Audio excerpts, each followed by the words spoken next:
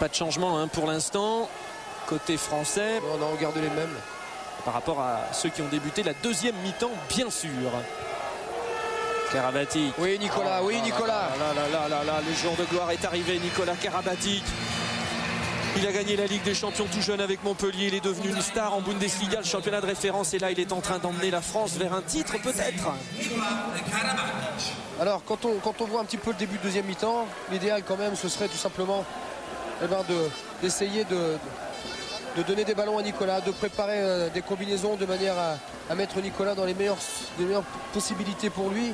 Là, actuellement, il a la main chaude, il a la patte, comme on dit. Alors, essayer de le gaver de ballons jusqu'à ce qu'il ne soit plus efficace. Mais en tout cas, là, sur le début de deuxième mi-temps, il a pris le jeu à son compte et ça marche. Julio Fils, cubain d'origine, lui aussi naturalisé espagnol, vient d'entrer pour son confrère. Et alors ça vaut cher. Une parade de Thierry sur Urios. Ouais, les statistiques vont mettre un arrêt. Moi, j'en mettrais 3 du coup. Ouais. Là, ça vaut 3. Ça. Ouais. On peut lui mettre 3 arrêts d'un coup là-dessus. Allez. Urios et Roca, c'est vrai que c'est les deux joueurs qui ratent quasiment jamais. Alors Julio Fils, il a une particularité aussi, c'est qu'il a une extension un peu à la Daniel Narcisse. Il est capable de sauter très haut. Physiquement, il est vraiment très fort. C'est un athlète extraordinaire. Allez, on retrouve les Français qui ont sur leur base arrière retrouvé Daniel Narcisse à la place de Jérôme Fernandez, qui reste le meilleur buteur français pour l'instant dans ce tournoi avec 20 buts avant cette rencontre. Et il s'est envolé, Daniel Narcisse, et c'est un arrêt de José Javier Hombrados. 30 buts hein, bien sûr pour Jérôme Fernandez. 30 et pas 20. Julio Fils. Oui, c'est bien défendu ça. C'est bien Nicolas. C'est bien Nicolas. Michael Guigou qui n'était pas très loin de récupérer la balle après. Oui, enfin, il y avait quand même une petite faute avant. C'est frustrant, disons. Ah, il nous fait une belle deuxième mi-temps, Nicolas. Que ce soit en défense ou en attaque, il est présent. Hein. Et les supporters français qui se font entendre ici. Rocasse, encore un arrêt de Thierry Omeyer. Alors vu que c'est contre Rocasse, là aussi ça vaut 3 hein. Oui, ça vaut 3, ça fait donc 6 arrêts en 2 tirs. On ne vous fait que de la fiction hein, bien sûr. Bien entendu. Voilà. Karabatic. Allez, boum.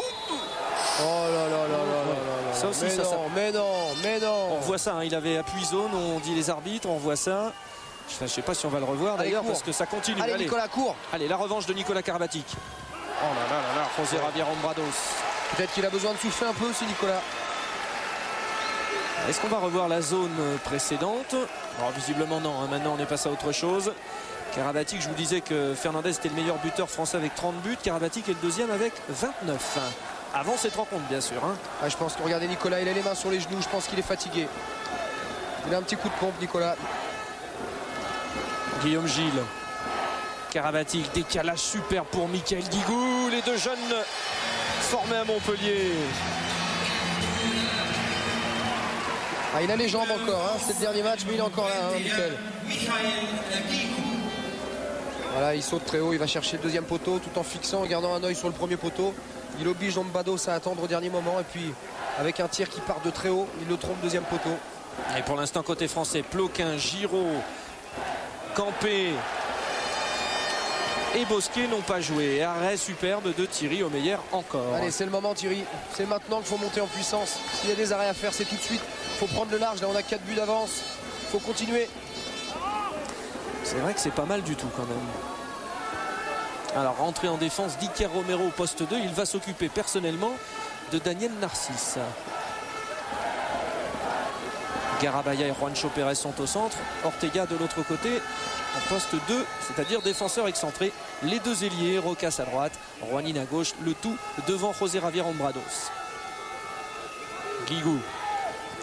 Karabatic. Oh, que c'est bien joué. Oh là là, mais quelle parade, Ouais. Allez, on attendait Baroufet, hein. Baroufet s'est blessé, derrière il faut rentrer Hombrados. Et c'est lui qui fait le show. Alors là on retrouve le face-à-face des gardiens. Parce que pour l'instant c'est arrêt de gardien sur arrêt de gardien. Et comme Thierry Omeyer est chauffé par la performance de José Javier Hombrados, je sens bien l'issue là.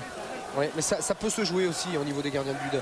Jackson avait dit au début de l'Euro qu'il comptait énormément sur un Thierry Omeyer pour que les Français remportent la médaille. Passage en force. Pas tort. Passage en force de Chema Rodriguez. Et c'est une balle de plus 5 qui s'offre aux Français alors que nous allons passer la moitié de la deuxième mi-temps. Et qu'on a toujours 4 buts d'avance. Christophe Campé remplace Bertrand Gilles au poste de pivot. Voilà le Toulousain qui entre dans cette finale. Lui qui compte déjà une médaille de bronze au championnat du monde, c'était l'année dernière en Tunisie. Ouais. Alors il y a faute. Oui, ça peut se siffler. Il aurait pu laisser aussi parce que Daniel Narcisse n'était pas vraiment parti pour tirer, donc bon. Oui, mais sur un coup comme ça, Daniel aurait dû retenir son tir pour plus que la faute soit plus évidente. Oui, peut-être. Eh ben, il continue. Nico. Voilà, il a récupéré ses 2-3 minutes, il s'est repris. Et maintenant il est là.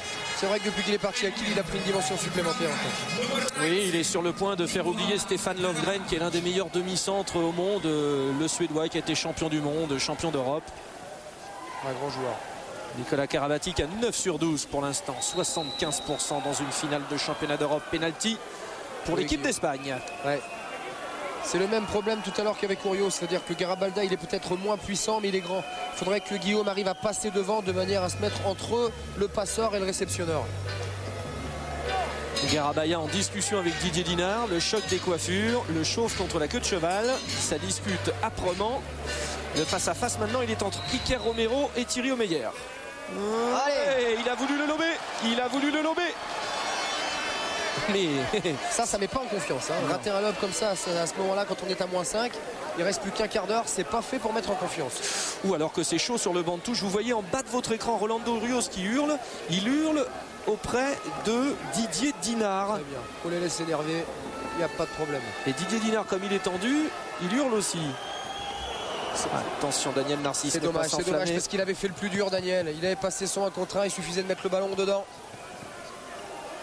On rappelle qu'Urios et Dinard jouent tous les deux à Ciudad Real quand même. Ça va être marrant le retour. La tentative de roucoulette de Juanine encore une fois. Un arrêt de Thierry Omeyer. Ça continue, ça continue. Il y a tout là, il y a tout pour que ça passe. Ouais, il y a surtout Thierry qui est en train de se réveiller de plus en plus. Il n'avait pas fait une première mi-temps extraordinaire. Il avait fait son match mais pas plus. Et là maintenant il est passé à 12 arrêts. David Davis défend avancé. Il va gêner la relation des arrières français. Narcisse pour Christophe Campé. Christophe Campé s'était bien séparé des griffes de Garabaya. Guillaume Gilles, Nicolas Karabatic. Allez pour Christophe Campé, il n'a pas tremblé. Voilà un joueur qu'on a beaucoup critiqué et je peux vous le dire, il a énormément progressé et il est très efficace au tir, Christophe.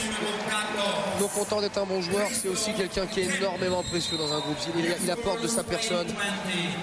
Il met vraiment du bon cœur dans l'équipe, on le voit. C'est quelqu'un que vous pouvez laisser 56 minutes, 58 minutes sur le banc de touche et en 2 minutes, il est capable d'apporter. Ça, c'est vraiment précieux. Cédric Burdet, peut-être une impression. Vous avez vu le banc de touche français. Réaction, Cédric?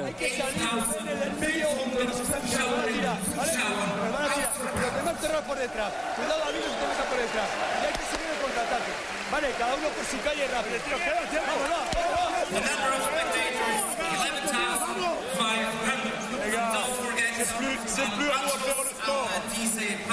Cédric, on écoute tout de suite Claude. Vous allez le mettre en défense. On l'a pris le ballon, il n'y a plus un but qui va être marqué facilement. Derrière, on peut jouer le compte. On prend le temps, c'est pas vous à gagner du temps. C'est pas vous à chercher à marquer des buts. C'est eux qui ont marqué 6 de plus que nous. Et repliez-vous.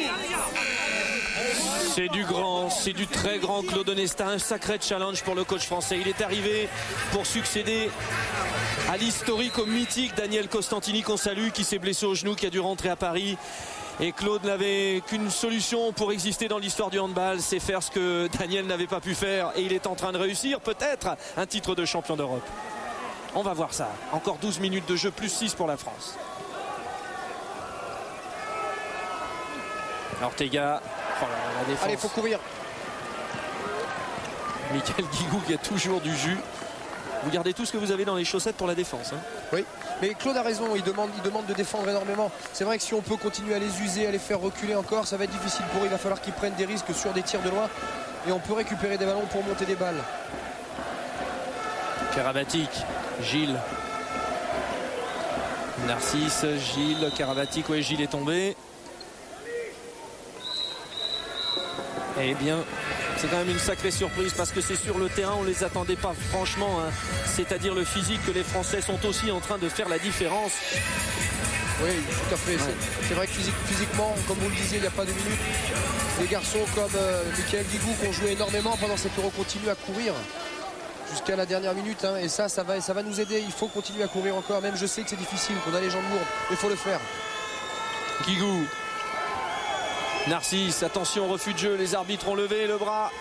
Abattu, il faut tirer les gars. Et non, c'est un arrêt de José Javier Ambrados. Christophe Campé qui traînait par là. Le renard des surfaces. Quelle joie de vivre. Le voleur du handball français. Il vient d'être papa. Une petite fille née le 23 décembre dernier qui est venue voir son papa dans les bras de sa maman lors du deuxième tour. Ça l'a revigoré encore plus. Plus 7. Plus 7. Ça commence à sentir bon. Ouais. Voilà ce qu'on demande à Bertrand, surtout de défendre très très haut, même s'il est passé en 1 contre 1. Derrière, il y a encore Didier Dinard qui attend. Ça oblige Antrarios non seulement à passer Bertrand Gilles, mais derrière d'aller passer Didier Dinard. Oh, l'équipe de France de handball, tel un rouleau compresseur. Entrerios avec Ortega. Bertrand Gilles est là. Ah non, c'est pas 2 minutes. C'est pas sifflé. Eh oui. Chema Rodriguez pour David Davis. Alors là en revanche. Carton rouge. Ouh là là, carton rouge. Carton rouge direct. Carton rouge pour Guillaume Gilles. Alors là, c'est là que les Athéniens s'atteignirent, c'est comme ça qu'on dit. Donc, expliquons déjà. Carton rouge, ça veut dire que Guillaume Gilles sort pour définitivement. Hein. Oui. Et la France pour 2 minutes, c'est-à-dire le temps de la sortie pour 2 minutes, va jouer à 1 de moins. Après, un autre joueur pourra revenir, mais pas Guillaume Gilles, puisque lui est sorti définitivement. Voilà, le match, la finale est terminée pour Guillaume. Les arbitres estiment que le coup est volontaire, que le coup à la face est volontaire. Et avec les nouvelles directives de la Fédération internationale, c'est carton rouge direct. Voilà, on va pas revenir dessus, mais maintenant il va falloir composer sans Guillaume Gilles. Donc certainement replacer Nicolas Karabatic à la main et puis Jérôme Fernandez peut-être pour revenir, on va voir ça. Entrerios, ouais, la passe dans le dos, toujours Rocas qui a échappé, il n'attendait pas la passe d'Ortega. Là maintenant il faut essayer de garder le ballon, surtout ne pas se précipiter, ne pas leur donner la possibilité de récupérer des ballons et de contre-attaquer. Il faut attendre, il faut aller chercher les coups francs. Retour de Jérôme Fernandez, Daniel Narcisse et une tradition issue de Montpellier qu'on voit souvent en Ligue des Champions. Michael Guigou va être à l'animation du jeu sur la base arrière. Voilà, c'est un petit peu différent puisqu'il est pris par David Davis tout de suite. Oui, mais c'est pas plus mal. Eh bien le voilà, il a récupéré la balle. Il a récupéré la balle. Allez, il faut aller vers le but, les garçons. Oui. Vers le but, allez Joël. Les arbitres ont levé le bras. Joël Abatty est obligé de tirer, hein, sinon c'était refus de jeu. Reviens Joël, ne parle pas avec l'arbitre, reviens très vite, allez. Alors en défense, Guigou, Karabatic, Dinard, Bertrand Gilles et Joël Abatty. Ça tient bien. Aïe, aïe, aïe, 2 minutes. Les Français qui vont jouer à 4 contre 6. Michael Guigou qui sort 2 minutes. On va revoir le ralenti. Non, je suis désolé. Là, je suis désolé, mais il n'y a pas 2 minutes dehors. Il y a éventuellement pénalty si Didier est en zone. Voilà, allez, admettons, on peut siffler un pénalty, mais il n'y a pas 2 minutes dehors. En l'occurrence, il met 2 minutes et il ne met pas le pénalty a priori. Bon, bien les arbitres ukrainiens là qui en plus vont aller voir Claude Onestan lui donner un carton jaune. C'est pas le moment non plus Claude là. Pour l'instant on n'a pas trop à se plaindre du corps arbitral. Allez, 4 Cerbères français. Karabatic, Dinard, Bertrand Gilles et Joël Abatty. Alors normalement on devrait demander à la défense de faire tirer les ailiers. Et Rocas, il le fait. Et c'est Thierry Omeyer qui fait une parade exceptionnelle. Ah, 2 de moins. Celle-là, elle vaut encore très cher. Thierry Omeyer est absolument phénoménal dans ce championnat d'Europe. C'est exactement ce qu'on demandait. C'est-à-dire que fermer le secteur central, amener les ballons aux ailes et laisser Thierry Omeyer se débrouiller avec les ailiers. Même s'il n'a pas toujours été en réussite depuis le début du match, c'est peut-être là où il est le mieux. Ah là, ça crucifie les Espagnols, hein. Vous êtes à 2 de plus, il y a une parade du gardien. Allez, il faut revenir Nicolas. Ouais, encore pendant 20 secondes à 4, puis après encore 1 minute à 5. Oui, c'est ça. Passage en force. Gardez le ballon, on garde la balle. Voilà, ça c'est bien défendu parce qu'on est 4, ils sont 6. Et on arrive encore à jouer un passage en force, c'est bien Joël. Et disons-le, hein, Joël Abatty et Didier Dinard ont été phénoménaux là-dessus. Ouais, complètement, ils sont venus fermer la porte à 2. Eh bien, quelle équipe de France qui a 4 contre 6. arrive à annihiler toutes les tentatives. Allez, il faut aller vers le but.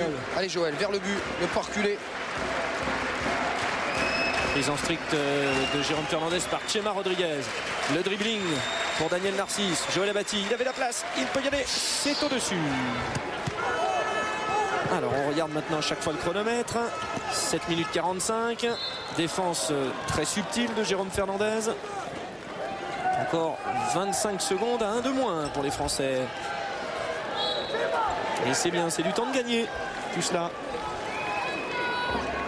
Très intelligent hein, Jérôme Fernandez sur 2 gestes qui n'ont l'air de rien mais qui ont fait gagner sur ce coup-là 20 secondes. Facile. Entre Rios, Rocas. Ah, bien sûr, Rocas, ce n'est plus la même chose quand il y a tiré au meilleur en face. Exactement. Après 2 échecs, il commence à douter. Ce qui paraissait facile pour lui au début du match, ça se complique. C'est psychologiquement, Thierry a réussi à prendre le pas. Vous entendez les applaudissements insufflés par le public français ici à Zurich, dans la Hallen Stadium. Narcisse. Il est passé, oui il est passé, il a pris une... Et pourquoi il n'y aurait pas pénalty? Pourquoi il n'y aurait pas pénalty? Puis surtout peut-être 2 minutes aussi parce que Garabaya il met quand même une tout à gifle, fait. Hein. Regardez ça. Allez hop. Narcisse, Karabatic. Oh, c'est extraordinaire, c'est extraordinaire. C'est extraordinaire. Presque à l'arrêt, Nicolas, à 10 mètres, presque à l'arrêt. Le phénomène Karabatic, tout le monde en parle. 21 ans, passionné de mode, un petit gars bien dans ses baskets, capable de mener le handball français très très loin dans les années à venir, peut-être jusqu'aux Jeux de Londres. Bela Oustegui, Chema Rodriguez, Entre Rios, David Davis. Plus 8 à 6 minutes de la fin. Il faudrait un cataclysme. Ils sont très forts sur l'homme, les Français, très très forts sur l'homme. Oh là là là là là, alors ça c'est un coup de génie. Et oui, mais ça c'est la touche pour Rios. Même Dinard, il arrive même à plier Didier Dinard. Alors attendez, je suis en train de refaire le point dans mes calculs. Il y avait 22-20 pour les Français, 27-20. On a eu un plus 5 hein, pour les Français. Ouais, même un plus 28, plus 6, oui, puisque maintenant ça fait 28-21, plus 6 pour les Français. Et on a surtout réussi à bien négocier la double infériorité numérique. Fou là là. Vous me direz, hein, c'est là qu'on voit qu'on est tous un peu superstitieux. Et qu'on en a enduré avec Serge Valère. Mais quand vous avez une fixation comme ça en suspension, il peut lever les bras, Claude Destas. Daniel Narcisse et l'équipe de France vont devenir champion d'Europe dans 5 minutes. C'est sûr maintenant. Ah, c'est plié, ça y est, c'est plié. Ouais, frère Greg. Oui, Cédric. Oui, je suis avec Guillaume Gilles là sur le côté du terrain. Bien vu. Bon, c'était facile. Bon, Guillaume, ça sent bon hein, je pense que là, ça sent très très bon. J'en peux plus. Oh putain, vivement que ces secondes s'égrènent et que enfin on entende la sirène parce que je crois que ces 5 dernières minutes risquent d'être très très longues. Ouais, ce groupe a vraiment mérité un titre enfin. C'est vrai qu'on parle beaucoup de l'après Jackson et que ça a été un moment où tout le monde devait assumer. Et je crois que là c'est vraiment la preuve qu'il y a une vraie équipe de France encore et que le départ de Jack a été compensé quelque part. Oui, c'est vrai, mais je crois que c'est plutôt un truc de journaliste. Nous, c'est évident qu'on a un énorme respect et c'était une énorme satisfaction de pouvoir être de toutes ces aventures avec nos illustres aînés. Maintenant, c'est vrai qu'il fallait continuer à avancer et qu'il fallait que ce groupe fasse 100 et trouve d'autres parades pour compenser les départs. Et je crois que sur cette quinzaine, on a pu s'apercevoir qu'il y avait encore beaucoup de qualité dans ce groupe et qu'on pouvait encore être optimiste pour l'avenir. Allez, on suit ensemble. Merci messieurs. Les dernières petites minutes, les dernières petites secondes, Greg Anctil. Ouais, on a fait rentrer Johan Ploquin pour qu'il participe aussi lui à la fête. Johan n'a pas beaucoup joué, mais pour le peu de temps qu'il a passé sur le terrain, il a été très bon. Alors, ils ont tous été très bons, à tous à un moment donné, tous ceux qui ont participé au jeu. Tout le monde a apporté et je crois que c'est une grande victoire collective. Claude Onesta va rentrer dans l'histoire du handball français. C'est mérité pour l'entraîneur qui est allé au combat pour faire en sorte que son équipe de handball, son équipe de France soit encore plus reconnue, soit encore plus médiatisée. Et il est en train en tout cas de toucher les fruits de sa réussite. Karabatic qui a pris un coup de David Davis. Ouais, ça c'est pas très bien parce que c'est par derrière. Allez, Daniel Narcisse. Vous avez vu ce tir à la hanche, ça glissé, ça a roulé. Et ça tourne à la correction, 9 buts. 9 buts, il reste 2 minutes 40. 9 buts d'avance. Après avoir corrigé les Croates, on va corriger les Espagnols. Oui, c'est-à-dire que la France, pour devenir championne d'Europe, aura battu les 2 derniers champions du monde. Rien que cela. Ils ont leur revanche en tout cas. Chema Rodriguez pour dérouler. Le capitaine Olivier Giroud qui est entré aussi. Attention à Rolando Urios, c'est marqué pour ce très beau pivot cubain.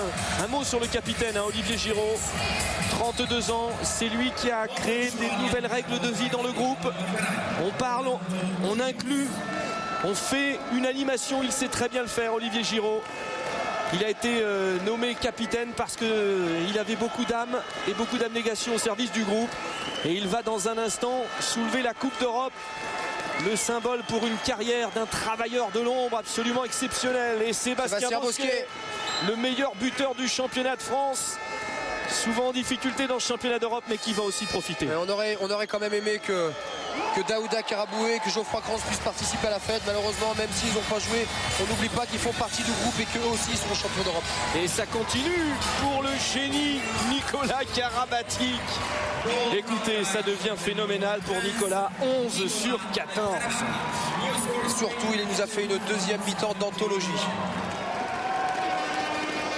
Allez, plus qu'une minute 15. Ouais, et puis moi j'ai aussi une pensée pour notre consultant Cédric Burdet. Cédric, vous étiez le grand blessé, mais on ne vous oublie pas, vous devez être associé à cette victoire, tout comme vous auriez dû être associé au Mondial 2001. Oui, merci Fred. Mais je suis avec Thierry au meilleur, là, qui est venu me rejoindre. Le match n'est pas terminé. Alors Thierry, je crois que ça a été une super quinzaine, l'équipe a été extraordinaire. À partir du match de l'Espagne qui a servi un peu de déclic. Oui, je pense qu'aujourd'hui la boucle est bouclée, on bat l'Espagne, une équipe qui nous a fait vraiment souffrir en début de tournoi. On s'est remobilisé après ce match-là. C'est merveilleux ce qu'on est capable de faire et le changement entre samedi dernier et aujourd'hui. C'est magique. Moi je peux y aller. Non, tu restes avec moi. Allez, Thierry Omeyer va y aller dans 30 secondes. Encore un titre énorme. Alors qu'on revoit là ici, mais c'est vrai que les belles images là, elles sont pour l'instant sur le terrain. Christophe Campé est devenu fou, les supporters sont là. Greg et vous, alors l'ancien 2 fois champion du monde, ils sont beaux là vos petits gars. Hein. Non seulement ils sont extraordinaires, mais surtout on peut dire quand même que sur l'ensemble du tournoi il n'y a pas photo, À part une mi-temps ratée contre l'Espagne, ils ont survolé le sujet du début à la fin. Et si aujourd'hui ils sont champions d'Europe, tout simplement, c'est que je pense qu'ils ont fait le meilleur tournoi. Mes chers amis, mesdames et messieurs, la France du handball s'offre encore un titre fabuleux. La France est championne d'Europe, elle bat les champions du monde. La France est championne d'Europe, victoire 31-23.